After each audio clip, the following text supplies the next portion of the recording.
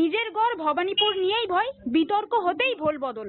তিনি একবার বলছেন যে আমি ভবানীপুরের বাসিন্দাদেরকে বলিনি বহিরাগত, আমি একটা নির্দিষ্ট দলকে বলেছি বহিরাগত। মূলত কাদেরকে বোঝাতে চেয়েছেন এখানে, কি বলবেন? দেখুন, বহিরাগত ইস্যু ছিল যখন 2021-এর ইলেকশনের সময় বহিরাগত ওনারকে অনেক লাভ দিয়েছিল।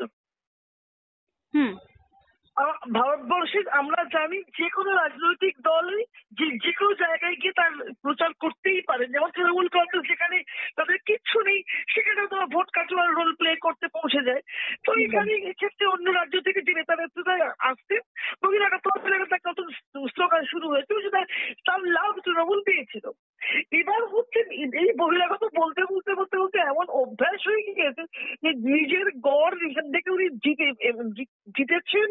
মানে গত 15 বছর ধরে বা 3বার যে অঞ্চল থেকে তিনি জিতে আসছেন সেখানকার মানুষদেরকে উনি বহিরাগত বলা শুরু করেছেন।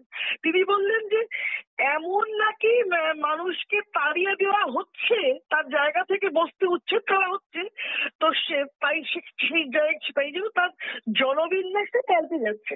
কিন্তু আমার প্রশ্ন হচ্ছে, বস্তি উচ্ছেদ থেকে শুরু করে বিল্ডিং এর যে পারমিশন সবটাই তো রাজ্য সরকারের হাতে, এখানে তো কেন্দ্র সরকারের কোনো ভূমিকা নেই। তাহলে এটা উনি কার দিকে অভিযোগের তীর সেটাও বোঝা গেল না।